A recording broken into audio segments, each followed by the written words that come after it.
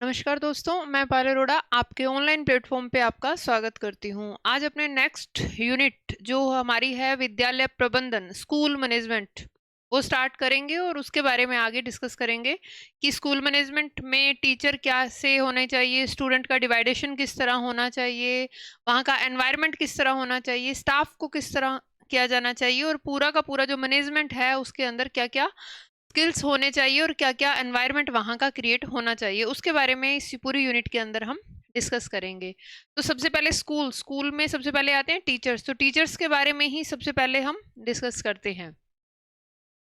सबसे पहले जो टीचर है उसके क्या-क्या वर्क हैं, क्या-क्या उसे कार्य करना चाहिए, स्कूल के अंदर रहता हुआ वो क्या-क्या अपना ऐसा रोल प्ले कर सकता है जिससे मैनेजमेंट को भी और स्टूडेंट्स को भी दोनों को बेनिफिट हो।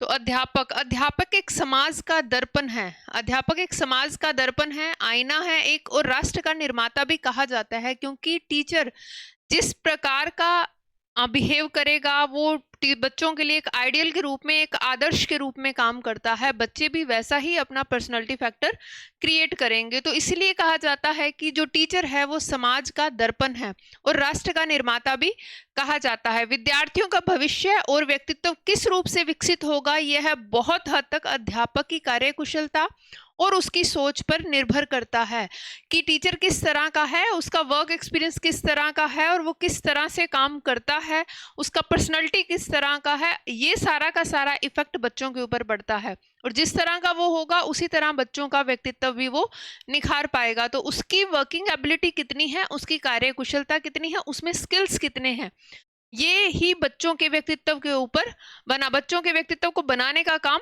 वही टीचर करता है। उसकी सोच किस तरह की है, बच्चे भी उसी तरह की सोच रखेंगे। अध्यापक केवल पुस्तकीय ज्ञान देने वाला नहीं होता, बल्कि वह लाइफ के जो हमारे मॉरल वैल्यूज हैं, उसको, हमारे जो आदर्श हैं, हमारे जो प्रिंसिपल्स हैं, उनको स्थापित करने का भी मार्गदर्शक भी होता है। तो ना सिर्फ टीचर एक किताबी ज्ञान देने के लिए काम आता है, ये टीचर जो है, एक अध्यापक है, वो बच्चों की पर्सनैलिटी को बनाने में, उनका व्यक्तित्व निखारने में, उनका पूरा का पूरा जो सिस्टम है, उनकी लाइफ का जो शेड्यूल है वो किस तरह का होगा, वो टीचर के ऊपर ही डिपेंड करता है कि बच्चे किस तरह के बनेंगे। अक्सर देखा जाता है कि जैसा टीचर है बच्चे उसको कॉपी करते हैं।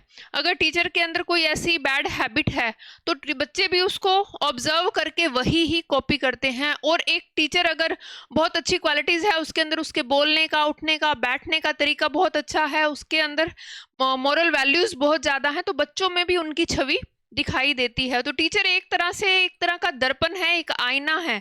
जैसे हम आईने में देखते हैं तो जैसे हम दिख रहे हैं वैसा ही हमारा छवि दिखाई देता है। तो जैसा टीचर होगा उससे पढ़ने वाले बच्चे के अंदर भी वैसी ही छवि दिखाई देने लग जाती है।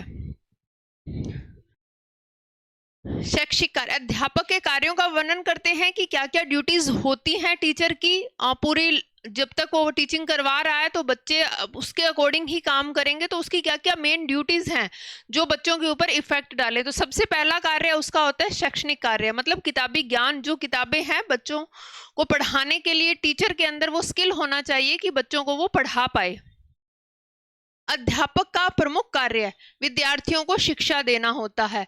वह कठिन से कठिन विषयों को सरल और रोचक बनाकर प्रस्तुत करता है। तो टीचर के अंदर ऐसी एबिलिटी होनी चाहिए, ऐसी क्वालिटी होनी चाहिए, टीचिंग मेथड उसको इस तरह के आने चाहिए कि बोरिंग से बोरिंग सब्जेक्ट भी काफी इंटरेस्टिंग बन जाए। तो टीचर के अंदर इस क्वालिटी का होना जरूरी है। विद्यार्थियों को प्रश्न पूछने, सोचने, नए विचारों को विकसित करने के लिए प्रेरित करने वाला होना चाहिए। टीचर के अंदर ऐसी एबिलिटी होनी चाहिए कि वो बच्चों को मोटिवेट करे कि आप उन टॉपिक से रिलेटेड अगर कोई क्वेरी है तो उसको सामने लेकर आओ, उसके बारे में पूछो। तो विद्यार्थियों को प्रश्न पूछने के लिए मोटिवेट करे, उनको सृजनात्मकता करने के लिए मोटिवेट करे और नए विचारों को विकसित करने के लिए उनको मोटिवेट करे। शिक्षा को व्यवहारिक जीवन से जोड़कर बच्चों को केवल परीक्षा हेतु नहीं बल्कि जीवन जीने के लिए भी तैयार करे। तो टीचर ओनली ऐसा नहीं होना चाहिए कि भाई ठीक है एग्जाम है इसकी तैयारी कर लो वो हो जाएगा, लेकिन ऐसा ज्ञान भी दे टीचर कि जिससे उसकी लाइफ, जो बच्चों की लाइफ है उसके लिए भी वो वर्क कर पाए, बच्चे जो सीख रहे हैं अपने लाइफ में भी अप्लाई कर पाए। ये पहली क्वालिटी टीचर में होनी चाहिए। दूसरी क्वालिटी देखते हैं, चरित्र निर्माण और नैतिक शिक्षा। करेक्टर फॉर्मेशन होना जरूरी है, टीचर के अंदर ये क्वालिटी होनी चाहिए। और सबसे पहले मॉरल गाइडेंस देना चाहिए, टीचर ऐसा होना चाहिए कि गाइड करे, सही रास्ता दिखाए बच्चों को। अध्यापक विद्यार्थियों को मॉरल वैल्यूज, जो नैतिक मूल्य हैं, उसका विकास करने वाला होना चाहिए। जैसे अध्यापक बच्चों को सिखाए सत्य, ईमानदारी और अनुशासन, सहनशीलता, परिश्रम, सेवा भावना, इन चीजों की वैल्यूज को बताए टीचर कि किस तरह आपके अंदर अगर ये पर्सनैलिटी डेवलप होती है, अगर ये क्वालिटी डेवलप होती है तो क्या क्या बेनिफिट होगा। वह स्वयं अपने आचरण और व्यवहार से आदर्श प्रस्तुत करे। ये नहीं कि खुद बता रहा है टीचर कि बच्चों को ऐसा करना चाहिए, बच्चों को वैसा करना चाहिए, लेकिन खुद की लाइफ में वो अप्लाई नहीं किया हुआ, खुद उन आदर्शों को अपनाता नहीं है, तब ऐसा होगा कि बच्चे उन चीजों को नहीं मानेंगे। तो टीचर के अंदर ये क्वालिटी होनी चाहिए कि स्वयं अपने आचरण और व्यवहार को ऐसा प्रस्तुत करे कि वो बच्चे के लिए एक आइडियल बन जाए, एक आदर्श बन जाए। विद्यार्थी अध्यापक से केवल पुस्तक का ज्ञान ही नहीं बल्कि अच्छे संस्कार भी प्राप्त करते हैं। जिस तरह का टीचर होगा वही कि बच्चे वैसा ही आदर्श बनने की ट्राई करते हैं कि मैंने इस मैडम जैसे बनना है, मैंने इस सर जैसे बनना है, मैंने इनके जैसा कॉपी करना है। तो बच्चों की ये हैबिट होती है। तो सबसे पहला आइडियल ही एक टीचर होता है बच्चे के लिए। तो टीचर को चाहिए कि अपने अंदर एक ऐसी क्वालिटीज, ऐसे सिम्टम्स और ऐसे संकेत बच्चों को दे जिससे पता चले कि बच्चा उन चीजों को फॉलो कर रहा है तो उसकी लाइफ में हार्म नहीं होगा, उसको वो लाइफ के अंदर कभी भी पीछे नहीं हटेगा। तो टीचर को चाहिए कि टीचर के अंदर स्वयं में ये क्वालिटी होनी चाहिए, उसके बिहेव में, उसके आचरण के अंदर आदर्श रूप में वो टीचर बच्चों के सामने प्रस्तुत हो। फिर टीचर का थर्ड काम रहता है मोटिवेट करना और गाइडेंस देना, प्रेरणा देना और मार्गदर्शन करना। अध्यापक विद्यार्थियों को आत्मविश्वासी और परिश्रमी बनने की प्रेरणा दे कि किस तरह कॉन्फिडेंस क्रिएट करना है और किस तरह अपने ऊपर कॉन्फिडेंस रखना है। सेल्फ कॉन्फिडेंस की जो मेथड है वो बच्चों को सिखाए, जिसकी वजह से बच्चे आगे सक्सेस हो पाएंगे। उन्हें मेहनत से भागने की बजाय मेहनत करने पर जोर देना बच्चों को सिखाया जाए। वह छात्रों को उनकी रुचि क्षेत्र के अनुसार आगे बढ़ने के लिए भी मार्गदर्शन करे कि बच्चे किस तरह अपनी लाइफ में आगे बढ़ सकते हैं, किन चीजों में इंटरेस्ट है, उन चीजों को देखकर बच्चे को उसी लाइन के अंदर आगे बढ़ने के लिए वो प्रेरणा दे। कठिनाइयों और असफलताओं में अध्यापक उनका सहारा बने।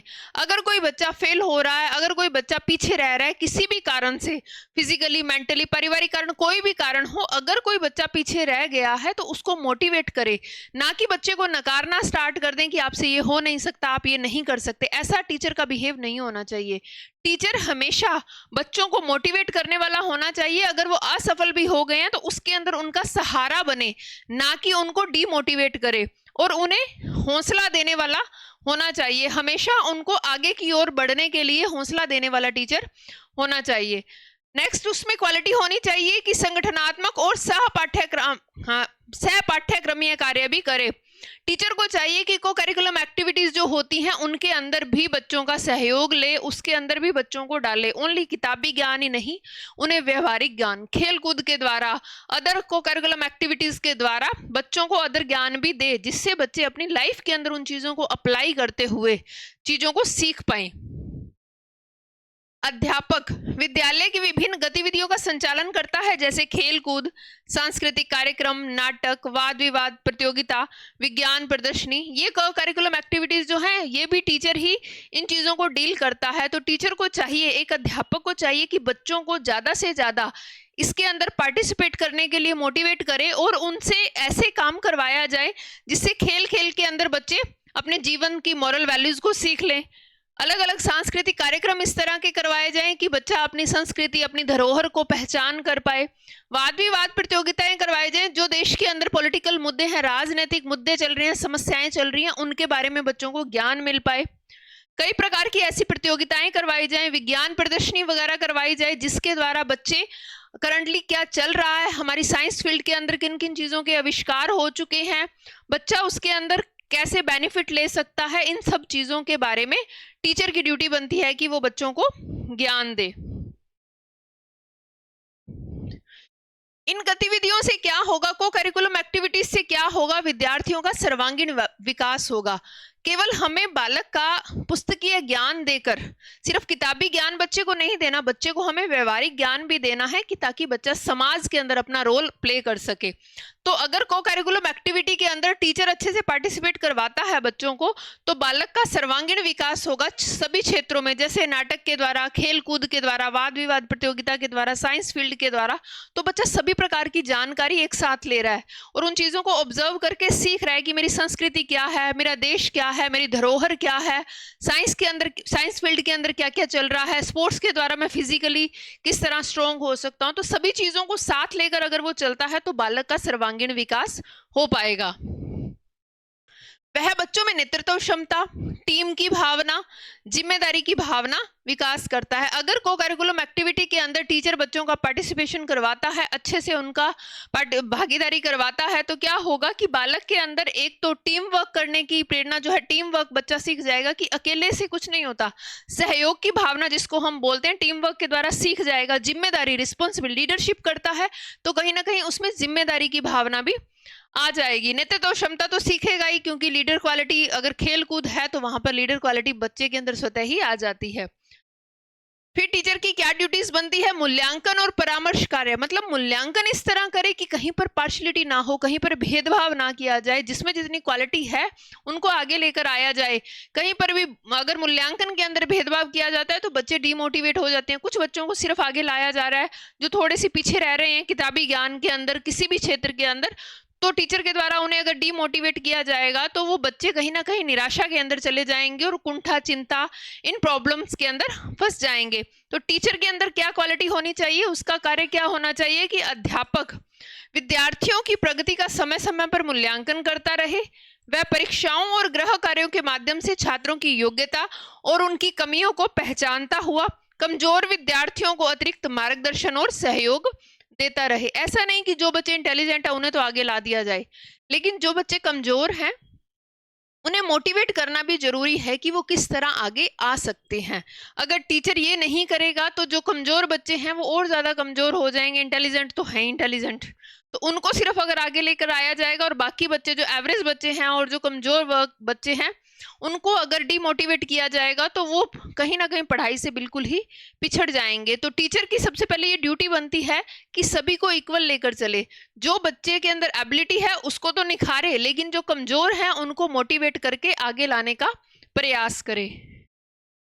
अभिभावकों से संपर्क करके बच्चों की शिक्षा और व्यवहार पर भी चर्चा करता रहे कि अगर कोई बच्चा नहीं पढ़ पा रहा तो क्यों नहीं पढ़ पा रहा, तो टीचर्स, पेरेंट्स टीचर मीटिंग रखी जाए तो उसके अंदर जो टीचर है वो ऐसा रोल प्ले करे कि बच्चों के अभिभावकों से उन चीजों के बारे में बातचीत करे कि बच्चा पहले अच्छा था, अभी कुछ ऐसा रीजन हो गया है, उन रीजंस को जानने की ट्राई करे कि क्या रीजन ऐसे रहे हैं जिसकी वजह से बच्चा पीछे रह गया है। कोई कारण होगा, या बच्चा अगर नहीं पढ़ पा रहा, पढ़ाई में मन नहीं लगा रहा, या स्कूल से गैप कर रहा है, तो क्या रीजन है उसके बारे में पता करे। और जो बच्चे अच्छे हैं उनके अभिभावकों को भी बताए कि बच्चा इस पोजीशन के अंदर अच्छा है और उसको कैरी ऑन करने के लिए आप भी एफर्ट लगाएं। तो टीचर की ये ड्यूटी बनती है कि वो अभिभावकों के साथ समय समय पर संपर्क करता रहे। और टीचर का क्या कार्य रहता है? समाज निर्माण और सेवा कार्य का रहता है।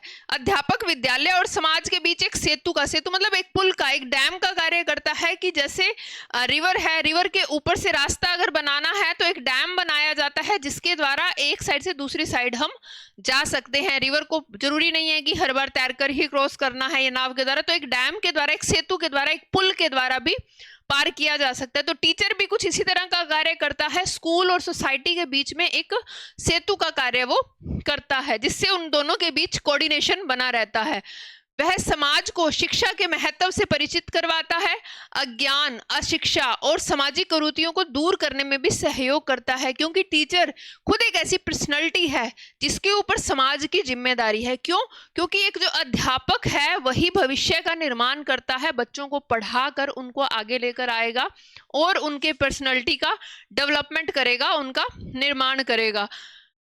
आपदा, कोई प्रॉब्लम, नेचुरल जो डिजास्टर आ रहे हैं उन्हें बोलते हैं हम आपदा। स्वच्छता अभियान, सामाजिक जागरूकता कार्यक्रमों में भी अध्यापक सक्रिय भागीदारी निभाता है। तो टीचर ये रोल प्ले करता है कि अगर कोई नेचुरल डिजास्टर आ रहा है, कोई बड़ी आपदा आ गई है, भूकंप, बाढ़, इस तरह की अगर कोई प्राकृतिक आपदा आ रही है, या प्राकृतिक नहीं है तो कृत्रिम आपदा भी अगर आ रही है, जैसे वॉर का कंडीशन हो गया, इस तरह की अगर आ रही है, तो बच्चों को किस तरह उन माहौल के अंदर डील करना है, इसके बारे में टीचर बताता है। स्वच्छता अभियान, जो देश के अंदर साफ सफाई, आप जिस देश के अंदर रह रहे हो उनकी धरोहर को किस तरह हम सेव रख सकते हैं, उनके बारे में शिक्षा देता है।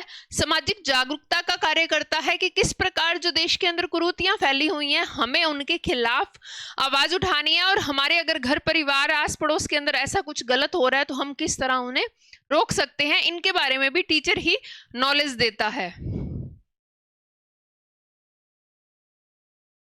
अध्यापक केवल इस तरह हम कह सकते हैं कि अध्यापक ओनली क्लास तक ही नहीं रहता वह, बल्कि विद्यार्थियों का पथ प्रदर्शक, चरित्र निर्माता और एक समाज सुधारक भी है। ओनली क्लास के अंदर किताबी ज्ञान देना ही टीचर का वर्क नहीं है। टीचर और भी वर्क करता है, समाज का निर्माण करने का वर्क करता है। तो हमने स्टार्टिंग में टीचर क्या करता है, तो टीचर बताया था कि एक दर्पण है, एक आईना है हमारे सामने। तो वो जैसा टीचर हमें सिखाएगा हम वो चीजें जल्दी ऑब्जर्व करते हैं और उनकी मानते भी हैं।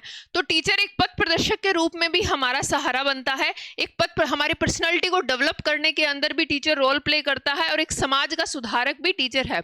उसके कार्यों से ही राष्ट्र का भविष्य सुरक्षित है। क्योंकि उसके कार्यों से ही राष्ट्र का भविष्य कैसे सुरक्षित है, क्योंकि वो आने वाले भविष्य का निर्माता है। बच्चे ही भारत का, जैसे अब किसी भी देश के बच्चे हैं वही उनका भविष्य है। तो अब उन बच्चों का निर्माण कौन कर रहा है, एक अध्यापक कर रहा है। उनका किस तरह व्यक्तित्व होगा, वो किस तरह की सोच रखते हैं, वो किस तरह चीजों को डील करते हैं, ये सारा बच्चे करेंगे। तो बच्चे भारत देश का भविष्य है। तो राष्ट्र का निर्माता कौन हुआ, टीचर हुआ, क्योंकि टीचर के अंडर में ही बच्चे सब कुछ सीख रहे हैं। इसलिए अध्यापक को क्या कहा जाता है, राष्ट्र का निर्माता कहा जाता है, और आदर्श पुरुष भी कहा जाता है। क्योंकि जैसा टीचर होगा वही आइडियल पर्सनालिटी, बच्चे भी उस चीज को ऑब्जर्व करेंगे और वैसे ही बच्चे भी बनेंगे। तो इस तरह टीचर क्या क्या कार्य करता है, तो टीचर की क्या क्या ड्यूटीज हैं। सबसे पहले शैक्षणिक कार्य, किताबी ज्ञान, जो भी हमारा पुस्तकीय ज्ञान है उसके बारे में बताता है। फिर हमारे चरित्र का निर्माण करता है, हमें नैतिक शिक्षा अवेलेबल करवाता है, हमें मोटिवेशन करने का, हमारे को मोटिवेट करने का कार्यक्रम करता है वो, और हमें कहीं ना कहीं गाइडेंस देता है, सही रास्ता दिखाता है हमें। तो टीचर की ये ड्यूटीज हैं। और सह पाठ्यक्रमिक कार्यक्रमों के द्वारा, को करिकुलम एक्टिविटीज के द्वारा टीचर हमें सिखाता है कि किस तरह हम अपने पर्सनैलिटी को डेवलप कर सकें। खेल कूद के द्वारा किस तरह फिजिकली एक्टिविटी कर सकें, फिजिकल अपने आप को ग्रो कर सकें, किस तरह सांस्कृतिक कार्यक्रम के द्वारा अपने कल्चर, अपने पूरे जो भी हमारी सोसाइटी के अंदर हैं चीजें, उन धरोहर जो है हमारी, उनको समझ सकें। किस तरह नाटक, वाद विवाद प्रतियोगिता के द्वारा हम जो हमारे राजनीतिक सामाजिक मुद्दे हैं उनके बारे में जानकारी ले सकें, और किस तरह विज्ञान प्रदर्शनियों के माध्यम से जो भी साइंस की फील्ड के अंदर टेक्नोलॉजी आ रही है उन चीजों को हम समझ सकें। ये टीचर ही हमें बताता है। मूल्यांकन और परामर्श कार्य के द्वारा, परामर्श मतलब हमारी काउंसलिंग करने की ड्यूटी भी टीचर की होती है। तो उन माध्यम से भी टीचर हमें लाइफ के लेसन को सिखाता है। और समाज निर्माण और सेवा कार्य, इनके प्रति हमें जागरूक भी टीचर ही करता है। और कंक्लूजन रूप में हम कह सकते हैं, निष्कर्ष रूप में हम कह सकते हैं कि टीचर जो है वो राष्ट्र का निर्माता है और एक आदर्श पुरुष के रूप में अपना रोल प्ले करता है। ये टीचर की ड्यूटीज हैं। टीचर कहाँ पर, अभी हम क्योंकि स्कूल मैनेजमेंट पढ़ रहे हैं, तो स्कूल मैनेजमेंट के अंदर सबसे पहला जो पिलर आता है वो टीचर ही आता है। तो उस टीचर की क्या क्या ड्यूटीज हैं उसके बारे में हमने देख लिया। नेक्स्ट चलते हैं, एजुकेशनल एनवायरनमेंट क्या है, इसकी नीड क्यों होती है, क्या क्या इसके फीचर्स होते हैं, उसके बारे में पढ़ेंगे। क्योंकि हमने स्कूल मैनेजमेंट टॉपिक करना है, स्कूल मैनेजमेंट हम यूनिट स्टार्ट कर चुके हैं, तो उसके अंदर टीचर, देन आता है कि एजुकेशनल एनवायरनमेंट, स्कूल का किस तरह सिस्टम होना चाहिए जिसके द्वारा बच्चे कंफर्टेबल जोन में रहें। तो शिक्षा केवल पुस्तकों और अध्यापक विद्यार्थी तक की सीमित नहीं होती, बल्कि जिस वातावरण में शिक्षा दी जा रही है उसका भी विशेष महत्व होता है। क्योंकि ओनली अगर टीचर बेस्ट हो रहे हैं, वहां पर बुक्स भी है, स्टूडेंट्स भी है, लेकिन वहां का आसपास का एनवायरनमेंट इतना नॉइस पोल्यूशन से युक्त है, इतना वहां पर एनवायरनमेंट पोल्यूट है, तब भी वहां पर पढ़ना मुश्किल हो जाएगा। तो शैक्षिक पर्यावरण का होना बहुत ज्यादा जरूरी है। इस वातावरण को ही शैक्षिक पर्यावरण कहते हैं। देखो, शिक्षा में केवल पुस्तकीय और अध्यापक विद्यार्थी, ये तीन चीजें नहीं है कि आपके पास कैरिकुलम हो, टीचर हो और स्टूडेंट हो, ये तीन हो तो क्या वहां पर पढ़ा जा सकता है? नहीं, उसके लिए एक एनवायरनमेंट का होना भी जरूरी है। क्या स्कूल बिल्डिंग नहीं होगी तो किस तरह पढ़ा जाएगा? स्कूल के अंदर एनवायरनमेंट नहीं होगा तो किस तरह पढ़ा जाएगा? तो वो भी विशेष महत्व रखता है। तो इस वातावरण को ही हम बोलते हैं शैक्षिक पर्यावरण। यह विद्यार्थी के शारीरिक, मानसिक, बौद्धिक और सामाजिक विकास में महत्वपूर्ण भूमिका निभाता है। अगर एनवायरनमेंट हेल्दी होगा तो बच्चा काफी कंफर्टेबल जोन में रहकर उस चीज को पढ़ सकता है। टीचर भी अपना 100% दे सकता है। वहां पर जो करिकुलम, जो भी एक्टिविटीज है, अगर जगह ही नहीं होगी तो क्या को करिकुलम एक्टिविटीज करवाई जा सकती है? खेल कूद के लिए एक स्पेस चाहिए, तो क्या एक बंद कमरे के अंदर खेलकूद की एक्टिविटी करवाई जा सकती है? नहीं करवाई जा सकती। तो उसके लिए एजुकेशनल एनवायरनमेंट का होना आसपास जरूरी है। स्कूल का इस तरह आना चाहिए एरिया जिसके द्वारा बच्चों को सब कुछ एक्टिविटी करवाई जा सके। क्यों नीड पड़ती है शैक्षिक पर्यावरण की? आवश्यकता की हमें क्यों एक स्कूल बिल्डिंग की, क्यों एक इस तरह के वातावरण की आवश्यकता होती है? पहला, सर्वांगीण विकास के लिए। अभी देखो, सिर्फ किताबों से विद्यार्थी का बौद्धिक विकास हो सकता है, लेकिन अगर पर्यावरण की, हमें शैक्षिक पर्यावरण की आवश्यकता है तो बौद्धिक विकास के साथ साथ हमें क्या चाहिए? उसका मॉरल डेवलपमेंट भी चाहिए, उसका सोशल डेवलपमेंट भी चाहिए, उसका फिजिकल डेवलपमेंट भी चाहिए और स्पेशली उसका इमोशनल डेवलपमेंट भी चाहिए। और ये चीजें अगर हमें चाहिए, मीन सर्वांगीण विकास जिसको हम बोलते हैं पूरा का पूरा, जिसमें शारीरिक, मानसिक, सामाजिक, नैतिक, ये सारे अगर डेवलपमेंट बच्चे के करने हैं तो उसके लिए हमें एक एनवायरनमेंट का नीडेड होगा। एनवायरनमेंट होगा तभी इन चीजों को हम डील कर पाएंगे, तभी समझा पाएंगे। यह विकास एक अच्छे शैक्षिक वातावरण से ही संभव है। तो एक शैक्षिक वातावरण की क्यों आवश्यकता है हमें? तो बच्चे के नैतिक विकास के लिए, बच्चे के सामाजिक विकास के लिए, बच्चे के शारीरिक विकास के लिए और बच्चे के भावनात्मक विकास के लिए शैक्षिक वातावरण का होना आवश्यक है। नेक्स्ट देखते हैं, सीखने के लिए अनुकूल माहौल के लिए भी शैक्षिक वातावरण आवश्यकता है। अगर एनवायरनमेंट इस तरह का नहीं है कि वहां पर पॉजिटिव वाइब्स है, एनवायरनमेंट इस तरह का नहीं है कि वहां पर शोरगुल नहीं है, एनवायरनमेंट इस तरह का है कि वहां आसपास स्कूल ऐसी जगह पर एक रूम लेकर हम बच्चों को पढ़ा रहे हैं जहां पर बहुत ज्यादा शोरगुल है, वातावरण इस तरह का नहीं है कि बच्चों को पढ़ाया जा सके, बच्चों को मेंटली समझाया जा सके, बच्चों के इमोशनल स्टेबल किए जा सके, तो बच्चों को पढ़ाना थोड़ा प्रॉब्लमेटिक हो जाएगा। तो शैक्षिक वातावरण के अंदर इन्हीं चीजों के बारे में हम डिस्कस करते हैं कि क्या क्या वातावरण जरूरी है और शैक्षिक वातावरण अगर बेस्ट होगा तो बच्चे के अंदर क्या क्या चीजें डेवलप हो जाएंगी। तो सीखने के लिए अनुकूल माहौल मिलता है, उसके लिए यदि विद्यालय में स्वच्छता होगी, अनुशासन होगा, सहयोग की भावना होगी, मित्रतापूर्ण संबंध होंगे और सकारात्मक माहौल होगा, तो जो स्टूडेंट्स है वो उसके अंदर इंटरेस्ट लेना स्टार्ट कर देगा और स्कूल में आना पसंद करेगा। यही स्कूल के अंदर बहुत ज्यादा गंदगी है, बदबू आती है स्कूल के अंदर, आसपास जो हर टाइम झगड़ा रहता है, सहयोग की भावना नहीं है, हर कोई ईर्ष्या के अंदर रहता है, तो क्या आप उस माहौल में अपने बच्चे को भेजना कंफर्टेबल होगे? नहीं होंगे। हम भी उस माहौल के अंदर जाना कंफर्टेबल फील नहीं करेंगे। तो माहौल सबसे इंपॉर्टेंट रोल प्ले करता है किसी भी चीज के डेवलपमेंट के लिए।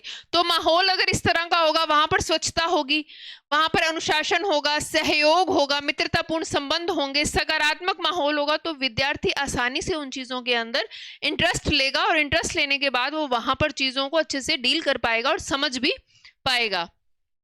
आत्मविश्वास और प्रेरणा के लिए भी शैक्षिक पर्यावरण का होना आवश्यक है। शैक्षिक पर्यावरण बच्चों को नई नई एक्टिविटी के अंदर भाग लेने के लिए प्रेरणा देता है। अभी मैंने पीछे बताया कि टीचर की क्या ड्यूटी है, को करिकुलम एक्टिविटीज करवाना। तो पाठ्य सहगामी जो प्रक्रियाएं हैं वो किस तरह हो सकेंगे? किताबी ज्ञान तो एक कमरे में बंद करके आप बच्चे को पढ़ा सकते हो, लेकिन खेल कूद के अंदर लेकर जाना, साइंस फेयर के अंदर लेकर जाना, वाद विवाद प्रतियोगिता करवाना, अलग अलग सांस्कृतिक कार्यक्रम करवाना, उसके लिए एक स्पेस चाहिए होगा, उसके लिए एक एनवायरनमेंट चाहिए होगा। जब वो एनवायरनमेंट होगा तब क्या होगा? बच्चे अदर एक्टिविटी में पार्टिसिपेट करेंगे और कहीं ना कहीं उसमें प्रेरणा आएगी और आत्मविश्वास भी बढ़ता है इससे बच्चों का। व्यक्तित्व निर्माण के लिए भी शैक्षिक पर्यावरण का होना आवश्यक है।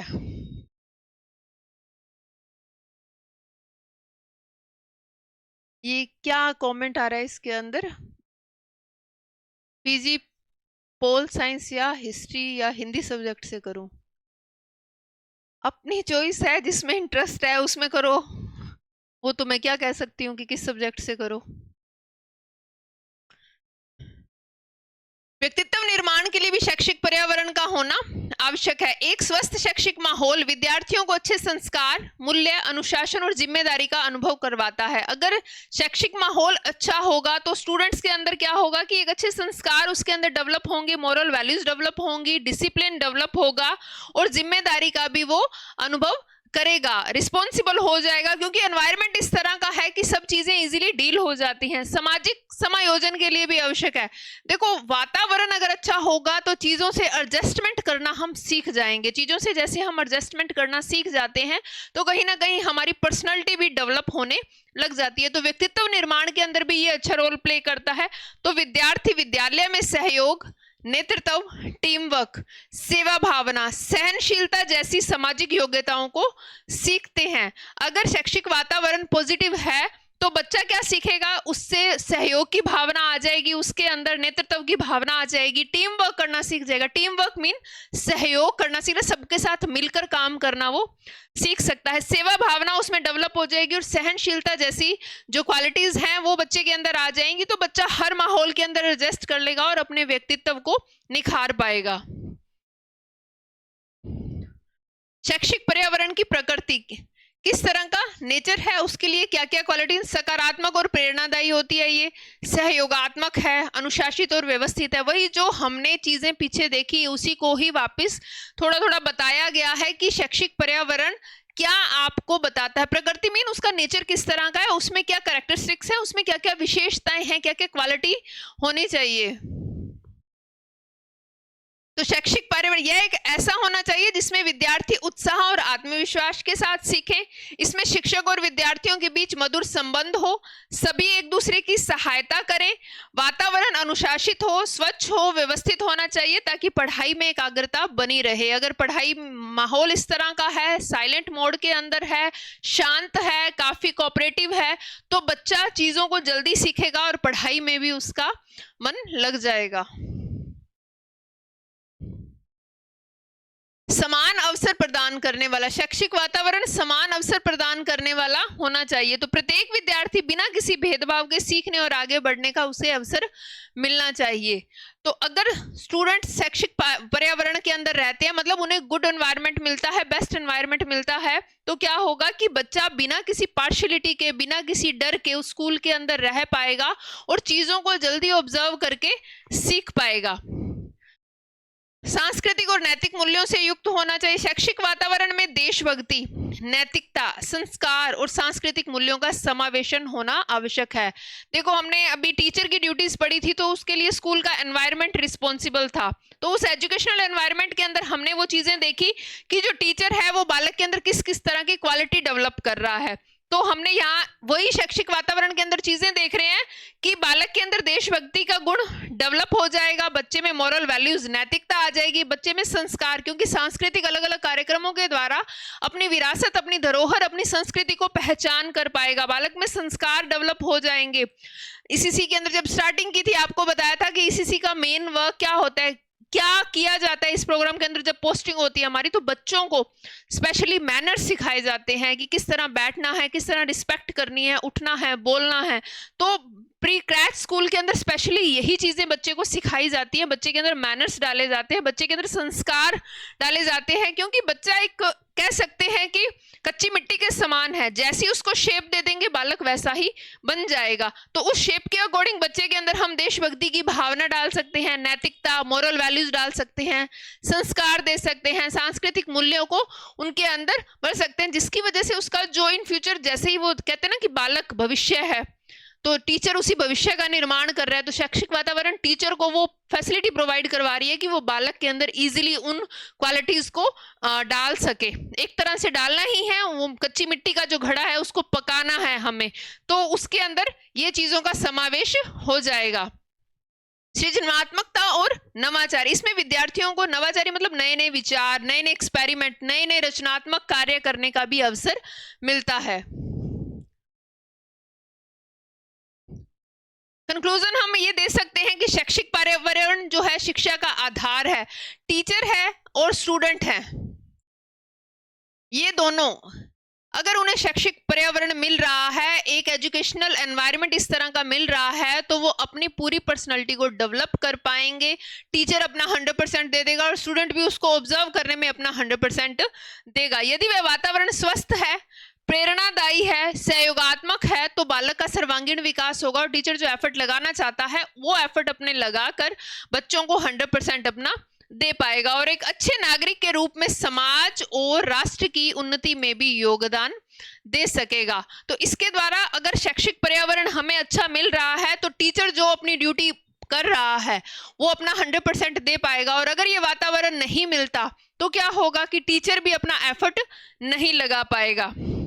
फिर से इनको थोड़ा सा देखते हैं कि क्या है शैक्षिक पर्यावरण, क्यों हमें जरूरत है। बच्चे के सर्वांगीण विकास के लिए इसकी जरूरत है। सीखने के लिए अनुकूल माहौल मिल जाता है, आत्मविश्वास और प्रेरणा के लिए आवश्यक है, व्यक्तित्व निर्माण के लिए जरूरी है, सामाजिक समायोजन के लिए आवश्यक है, सकारात्मक और प्रेरणादायी व्यवहारों के लिए, सहयोगात्मक कोऑपरेटिव सेक्टर कोऑपरेटिव बच्चे के अंदर एक एडजस्टमेंट पावर डेवलप करने के लिए जरूरी है, अनुशासित और व्यवस्थित जीवन के लिए ये आवश्यक है, समान अवसर प्रदान करने के लिए भी इसका होना जरूरी है और सांस्कृतिक और नैतिक मूल्य हम सीख पाएंगे, इसके लिए भी शैक्षिक वातावरण का होना जरूरी है और सृजनात्मकता और नवाचारिता के लिए, नए नए चीजों को सीखने के लिए शैक्षिक पर्यावरण का होना जरूरी है। तो जो टीचर रोल प्ले कर रहा है वो रोल प्ले किस तरह कर पाएगा, जब उसे उचित शैक्षिक पर्यावरण मिलेगा और उस शैक्षिक पर्यावरण के अंदर टीचर अपना 100% देकर बच्चों को भी पूरी तरह से डेवलप कर पाएगा। अब टीचर देख लिया हमने, वहां का एनवायरनमेंट देख लिया, अब स्कूल मैनेजमेंट किस तरह का होना चाहिए, विद्यालय का संगठन किस तरह का होना चाहिए। ये क्या हुआ,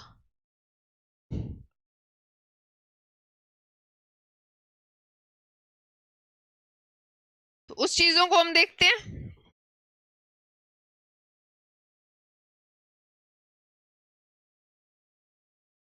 आगे देखते हैं विद्यालय संगठन का क्या रोल रहता है। तो विद्यालय में केवल एक भवन या पढ़ाने की जगह नहीं है, बल्कि यह वह संस्था है जहां विद्यार्थियों का सर्वांगीण विकास होता है। स्कूल ओनली एक ऐसी ऑर्गेनाइजेशन नहीं है जहां पर किन्हीं भी को बिठाकर और चीजों को डील किया जा सके। तो स्कूल एक ऐसी संस्था है जहां बालकों का सर्वांगीण विकास होता है। इस संस्था को प्रभावी रूप से चलाने और शैक्षिक उद्देश्यों को प्राप्त करने के लिए विद्यालय संगठन की आवश्यकता होती है, स्कूल मैनेजमेंट की आवश्यकता होती है। और एक अगर स्ट्रॉन्ग संगठन है, एक स्ट्रॉन्ग ऑर्गेनाइजेशन है, तो वो शिक्षा को व्यवस्थित, उपयोगी और सार्थक बना सकता है। अगर मैनेजमेंट ही सही नहीं है तो वो स्कूल सही नहीं चल सकता।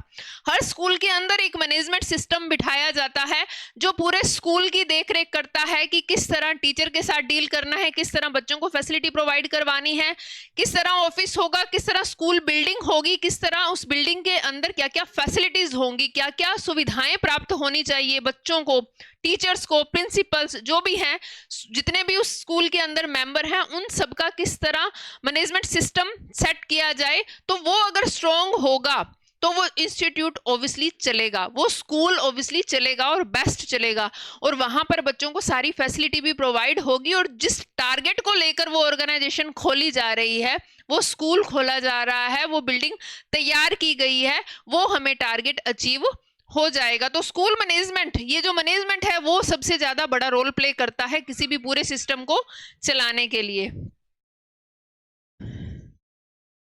विद्यालय संगठन की भूमिका के बारे में देखते हैं। सबसे पहले शैक्षिक कार्यों का संचालन के लिए अभी स्कूल खोल लिया है, लेकिन वहां पर कक्षाओं की व्यवस्था ही नहीं है। एक ही क्लास के अंदर 1st to 8th बच्चे बैठे हैं, तो क्या वो स्कूल चल पाएगा, क्या वो कक्षाएं चल पाएंगी, पॉसिबल नहीं है। तो स्कूल मैनेजमेंट की ड्यूटी सबसे पहली रहती है कि शैक्षिक कार्यों का संचालन सही रूप से किया जाए। तो संगठन विद्यालय की शैक्षिक गतिविधियों को योजनाबद्ध प्लानिंग मेथड से करेगा, वो पहले योजना बनाएगा कि किस तरह ये चीजें डील हों, योजनाबद्ध ढंग से संचालित करता है उसका पाठ्यक्रम, उसका टाइम टेबल, कक्षाओं की व्यवस्था और शिक्षण प्रक्रिया को व्यवस्थित बनाता है। तो पहले सिलेबस भी फिक्स होगा, पहले ही प्री प्लान होगा, तभी ये चीजें डील होंगी। अगर प्री प्लान नहीं है तो चीजें डील नहीं होंगी। तो उसके सिलेबस के लिए पहले ही डेटा अवेलेबल होना चाहिए, उसका टाइम टेबल फिक्स होना चाहिए कि किस टाइम पर किस सब्जेक्ट का क्लास लगेगा। ऐसा नहीं कि कोई भी टीचर जब मर्जी जाकर क्लास ले आएगा, तो वो स्कूल का सिस्टम सही नहीं चल पाएगा। तो उसके लिए एक प्रॉपर टाइम टेबल बनाया जाना चाहिए। कक्षाओं की व्यवस्था होना चाहिए कि ये फर्स्ट क्लास है, सेकंड, थर्ड, फोर्थ, जो भी जहां तक भी वो स्कूल है, तो उसकी क्लासेस का पूरा सिस्टम होना कंपलसरी है। और जो एजुकेशनल प्रोसेस है उसका होना भी जरूरी है। ये नहीं है कि अब क्लासें बना दी, पूरा टाइम टेबल बना दिया, लेकिन वहां टीचर ही अवेलेबल नहीं है, तो वो क्लास किस तरह हो पाएगी। तो पूरे सिस्टम को व्यवस्थित करने के लिए सारा का सारा प्री प्लान किया जाना चाहिए, तब वो मैनेजमेंट थोड़ा सिस्टम वाइज चल पाएगा। अगर वो प्लानिंग से नहीं चल रहा तो वो सिस्टम सही नहीं चल पाएगा और वहां पर प्रॉब्लम होगी। इसी टॉपिक को कल की क्लास के अंदर अपन कैरी ऑन करेंगे। आज के लिए इतना काफी है। Thank you.